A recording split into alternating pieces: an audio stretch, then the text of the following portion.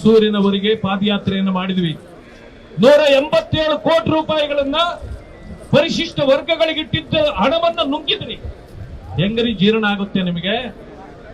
25,000 ಕೋಟಿ ದಲಿತ ಸಮುದಾಯಗಳಿಗೆ ಅವರ ಅಭಿವೃದ್ಧಿಗಿಟ್ಟ ಹಣವನ್ನು ನುಂಗಿದ್ರಿ, ಸೈಟ್ಗಳನ್ನು ನುಂಗಿದ್ರಿ. ಎಷ್ಟು ಭ್ರಷ್ಟಾಚಾರಗಳು ಇನ್ನೂ ಹೊರಗಡೆ ಬರಬೇಕು ನಿಮಗೆ. ಕಪ್ಪು ಚುಕ್ಕೆ ಇಲ್ಲ, ಕಪ್ಪು ಚುಕ್ಕೆ ಇಲ್ಲ.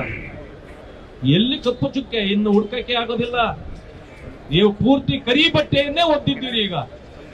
ಆದ್ರಿಂದ ನಾನು ತಮ್ಮಲ್ಲಿ ಮನವರಿಕೆ ಮಾಡಿಕೊಡ್ತಕ್ಕಂಥದ್ದು, ನಿಮ್ಮ ಭ್ರಷ್ಟಾಚಾರದ ಬಗ್ಗೆ ಕೇವಲ ಕರ್ನಾಟಕದಲ್ಲಿ ಚರ್ಚೆ ಆಗ್ತಿತ್ತು, ಈಗ ಅದು ರಾಷ್ಟ್ರ ಮಟ್ಟಕ್ಕೆ ಹೊರಟೋಯ್ತು.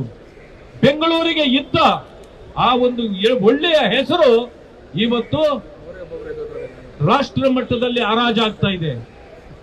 ನಮ್ಮ ಕರ್ನಾಟಕಕ್ಕೆ ಕಳಂಕ ಪ್ರಾಯರಾಗಿದ್ದೀರಿ ತಾವು. ದಯವಿಟ್ಟು ಅರ್ಥ ಮಾಡ್ಕೊಳ್ಳಿ.